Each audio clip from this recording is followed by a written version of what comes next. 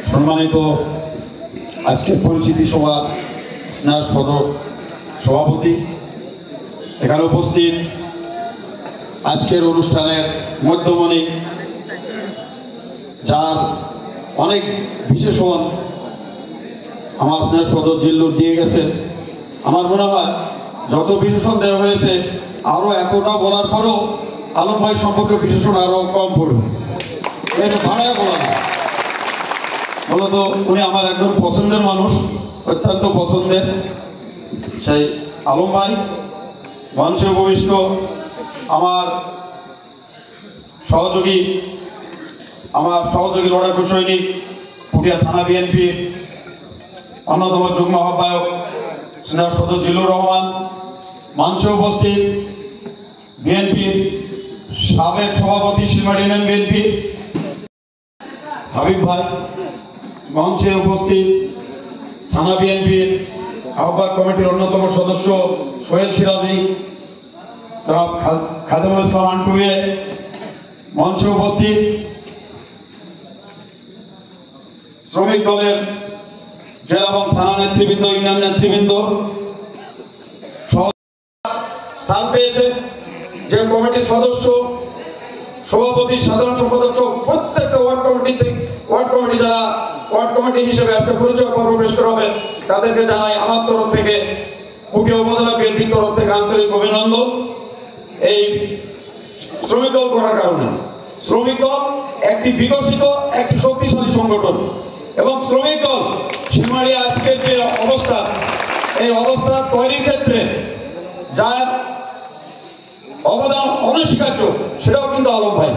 আপনারা দেখেছেন যে একজন জেলার আহ্বায়ক একটা ওয়ার্ডের কমিটি গঠনে আসে, দেখেছেন, কিন্তু আলম ভাইয়ের নিষ্ঠা, আন্তরিকতা এতটাই যে প্রায় প্রতিটা ওয়ার্ডে উনি এসেছেন ওয়ার্ড কমিটি গঠনের লক্ষ্যে, এবং কমিটি গঠন হয়েছে। আজ শ্রমিক দল একটি শক্তিশালী সংগঠন। আমি আশা করব এই শ্রমিক দলের এই নেতৃত্বের পূর্ণ বিকাশ ঘটবে এবং এরা বিএনপি বিকাশে সহযোগিতা করবে। আমি তাদের কাছে আশাবাদ ব্যক্ত করি। পাশাপাশি আমি সর্বদা, আপনারা শুনতে শুনতে ক্লান্ত হয়ে গেছেন, আমি করি একটা উদাহরণ দিই মাত্র সব জায়গায়, যে একটা টয়োটা ভালো গাড়ির দাম হলো 5 থেকে 6 কোটি টাকা, তার ধারণ ক্ষমতা, রোলস রয়েস গাড়ির দাম 5 থেকে 6 কোটি টাকা, তার ধারণ ক্ষমতা 5 থেকে 6 জন। আর একটা হিনো টাটা বাস যার দাম 1 কোটি থেকে 1.5 কোটি টাকা, যার ধারণ ক্ষমতা 52 জন, দাঁড়া থেকে যাওয়া যায় আরো 52 জন, তার মানে 104 জন। জামাত হলো দামি মানুষ, দামি সংগঠন, তাই তারা হচ্ছে রোলস রয়েস, জাতি তো 6 জন। রিল্যাক্স মোটের গল্প করতে করতে গন্তব্যস্থলে পৌঁছে দিন শেষে কিন্তু 6 জনই। আর আমরা ওই বাসে চড়ি 104 জন, ঘুঁতে মারে উঠি 120 জন। যে চলে পায়ের উপর পা পড়ে, কেউ বমি করে, করার পরে গোলমাল বাজে যায়, নামার পরে 10 জনের কারো মুখই দেখে না, 10 জনের এমন গোলমাল বাজে। তারপরেও আমার সংখ্যা কত? 110 জন। ঠিক তো নাকি? এই দেশে যদি 20 লাখ জামাত থাকে, একটা যদি চাঁদাবাজ হয়, তাহলে কত হাজার চাঁদাবাজ? 20,000 চাঁদাবাজ খুঁজে পাওয়া যাবে? সারা বাংলাদেশে 20,000 ছিটিয়ে দিলে পাওয়া যাবে না।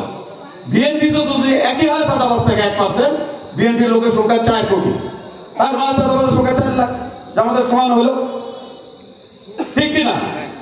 তাহলে যদি 4 লাখ হয়, তাহলে একটু বেশি দেখা যায় 20,000-এর তুলনায়। এই কারণে এরা বলে চাঁদাবাজ বেশি। বিএনপি কি চাঁদাবাজি করে? বিএনপি চাঁদাবাজি করে না।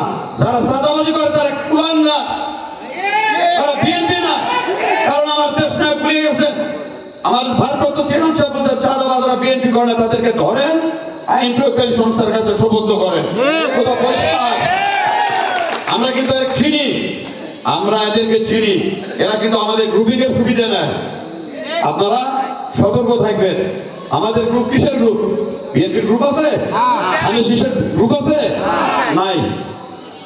তাহলে এইটার আমাদের কোনো গ্রুপ নাই, এই সুবিধা না নিতে পারে, এটা আপনারা দেখবেন। আপনারা খেয়ে পেলে পাবেন, কারা 3-4টে শ্রেণী সম্পর্কে আপনারা সতর্ক থাকবেন। এটা সকল সহযোগী সংগঠন মূলধনের ক্ষেত্রে প্রযোজ্য।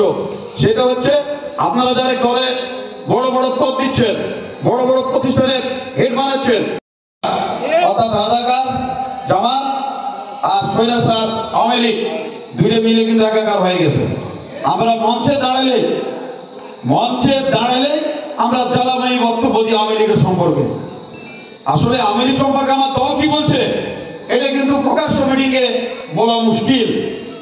আমি শ্রমিক দলকে বলবো, শ্রমিক দলের আমার শাখা, এরা সময় পেলে আলম ভাইয়ের সাথে বসবেন এবং আওয়ামী লীগের সম্পর্কে আমাদের দলীয় নির্দেশনা কি, আমাদের নির্দেশনা কিন্তু একেবারে স্পষ্ট। আমাদের দলগুলিতে সামরিক ক্ষেত্রে যোগ দিতে চায় বিএনপি, তার রাজ্যের অন্ধকারে না, প্রকাশ্যে হতে হবে সে যোগদান এবং তার অতীতে হতে হবে সে কারো উপর অত্যাচার করেনি, আওয়ামী লীগের ফ্যাসিবাদী আচরণের সাথে সে জড়িত ছিল না, সে গ্রহণযোগ্য মানুষ। আমাদের বিরোধ যারা 17 বছর ধরে আমাদের সাথে অত্যাচার করেছে তাদেরকে, আমাদের বিরোধ যারা 17 বছর ধরে আমাদেরকে নিগৃহীত করেছে, লুটপাট করেছে, যারা দেশের এবং দশের গণশত্রুতে রূপান্তরিত হয়েছে, আওয়ামী লীগের সাধারণ সমর্থক ভদ্র মানুষ, সাধারণ ভোটার, তাদের সাথে আমাদের কোনো বিরোধ নেই। কথা কিন্তু একবারে স্পষ্ট, মাত্রাও একবারে স্পষ্ট। যদি এইটা করতে যাই, এইটার বিপদ কি আপনারা ঘরোয়া বৈঠকে শুনবেন, আপনাদের কর্মীকে নির্দেশনা দিবেন। গেল এক জামাত শিবির এরকম একটা দল, সে দল কখনো কোনো ভালো কাজের সাথে থাকেনি। তারা 47 পাকিস্তান সৃষ্টির সাথে থাকেনি, 71-এ তারা বাংলাদেশ সৃষ্টির সাথেও থাকেনি। এই হচ্ছে জামাত শিবির। জামাত গত 3 দিন আগে একটা প্রশ্নের কথা বলি আমি, লোকাল একটা বিষয়, সেটা হচ্ছে জনাব আনিসুর রহমান, উনি 14 চাচা, উনি এই ইউনিয়নের পরপর 2বারের চেয়ারম্যান ছিলেন, উনি একটা কলেজের অধ্যক্ষ হিসেবে অবসর নিয়েছেন। উনি একটা পোস্ট দিয়েছেন তার ফেসবুক আইডি থেকে যে চিলমারিয়া ইউনিয়ন, আমি কিন্তু ভুল বলছি না, উনি ভুল করেছেন, শিলমারিয়া না বলে উনি বলেছেন চিলমারিয়া ইউনিয়নের কোনো এক গ্রামের নাম উনি জানেন না, 2বারের চেয়ারম্যান, কোনো এক গ্রাম থেকে শতাধিক মানুষ জামাতে ইসলামে যোগ দিয়েছে। আল্লাহ তাদেরকে কবুল করুন। আপনারা দেখবেন তার আইডি ঢুকে। আমি আজকের এই বৈঠকে বলতে চাই, যারা আমার ইউনিয়নের নেতৃবৃন্দ আছে, সহযোগী সময়ের নেতৃত্ব আছে, অবিলম্বে এটা তদন্ত করে দেখো আমার বিএনপির কেউ গেছে কিনা এবং যারা গেছে তারা কে, এটা একটু স্পষ্ট করা হোক। একেবারে এটা স্পষ্টীকরণ প্রয়োজন। গ্রামের নাম উনি না জানলেও কিন্তু আমি জানি, সেটা সুখপাড়া, এবং জোর যারা দিয়েছে আমি চিনি, কিন্তু আমি এটার একটা প্রতিবেদন চাই। মঞ্চে যারা ইউনিয়ন বিএনপির আছে তারা এইটা তদন্ত করে একটা প্রতিবেদন আকারে আমার কাছে, একটা আহ্বায়কের কাছে একটা কপি এবং একটা অনুলিপি আমার কাছে দেওয়ার জন্য, জেলুরের কাছে দেওয়ার জন্য আমি তাদের নির্দেশনা প্রদান করছি। এইটা হইতে হবে, কারণ আমরা তাদেরকে চিহ্নিত করতে চাই, আমরা দেখতে চাই এরা